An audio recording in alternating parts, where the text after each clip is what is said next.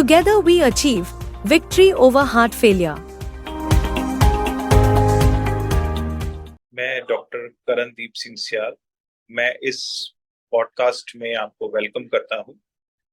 And जो हमारे कुछ मिथ्स हैं रिगार्डिंग हार्ट फेलियर, उनके बारे में मैं आज बात करूंगा। पहला मिथ जो है वो ये है कि हार्ट फेलियर जो है वो सिर्फ एल्डरली पॉपुलेशन में होता है। हाँ, ये है कि हार्ट फेलियर एल्डरली पॉपुलेशन में ज्यादा होता है, बट हार्ट फेलियर के और भी रिस्क फैक्टर्स होते हैं और यंग पेशेंट्स में भी हो सकता है। ऐसा नहीं है कि सिर्फ एल्डरली में ही हार्ट फेलियर होगा। जैसे कुछ लाइफस्टाइल होती है, हमारा अगर लाइफस्टाइल खराब है तो यंग पॉपुलेशन में भी हो सकता है। हमारी जेनेटिक्स स्ट्रांग है या हमारे फैमिली में हार्ट की तकलीफ चलती आ रही है तो हमें हार्ट का तकलीफ या हार्ट फेलियर हो सकता है।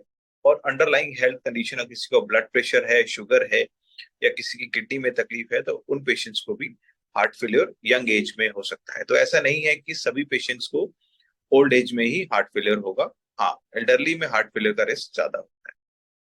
सेकेंड मिथ जो है वो ये है कि only chest pain means a heart attack, मतलब सिर्फ चेस्ट पेन ही हार्ट अटैक का साइन है, ऐसा नहीं है।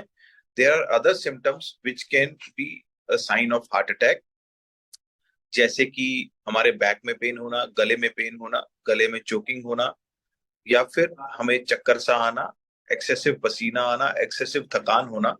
ये चीजों से हमें हार्ट अटैक का एक साइन या सिम्टम मिलता है।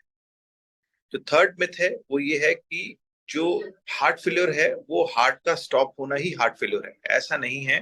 हार्ट फेलियर तब होता है जब हमारा हार्ट पंप कम करता है ब्लड को टुवर्ड्स द बॉडी, बॉडी को खून कम मिलता है जितना उसका रिक्वायरमेंट है, तो उसको हम हार्ट फेलियर कहते हैं। हार्ट रुकना is not heart failure, heart रुकना इज कार्डियक अरेस्ट।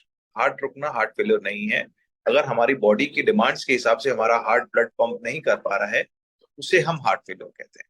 जो चौथा मिथ है वो ये है कि लॉन्ग टर्म स्मोकर्स जो हैं वो अपने स्मोकिंग छोड़ के वो अपना रिस्क कम नहीं कर सकते हैं, ऐसा नहीं है। अगर आप आज स्मोकिंग को छोड़ेंगे तो अराउंड आफ्टर 10 साल बाद आपका जो रिस्क है हार्ट फेलियर का या हार्ट अटैक का वो ऑलमोस्ट नॉन स्मोकर्स के बराबर हो जाएगा, और 1 साल के अंदर ये रिस्क 50% तक कम हो सकता है। तो इस तरीके से हम हार्ट अटैक के रिस्क को कम कर सकते हैं। जो पांचवा मिथ है कि हम जब हमें हार्ट अटैक हो गया है तो क्या हम एक्सरसाइज कर सकते हैं?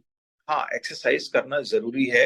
जितने में आप कंफर्टेबल हो उतना एक्सरसाइज करना जरूरी है। ऐसा नहीं है कि हार्ट अटैक के मरीज एक्सरसाइज नहीं कर सकते हैं। हाँ, बहुत ज्यादा स्ट्रेनुअस या सिवियर एक्सरसाइज नहीं, माइल्ड टू मॉडरेट ग्रेड की एक्सरसाइज हर हार्ट फेलियर या हार्ट अटैक के पेशेंट को करनी चाहिए जब वो स्टेबल हो जाए। तो इस तरीके से हम इन मिथ्स को ब्रेक करके अपने हार्ट को हेल्दी रख सकते हैं, और प्रॉपर डाइट और प्रॉपर दवाइयां खा के हम अपने हार्ट के रिस्क को और एक्सरसाइज के साथ अपने हार्ट के रिस्क को कम कर सकते हैं। आई होप ये इंफॉर्मेशन आपको अच्छी लगी होगी। इससे आपको फ्यूचर में आपकी परेशानी के हिसाब से, हार्ट की तकलीफ के हिसाब से हेल्प मिले।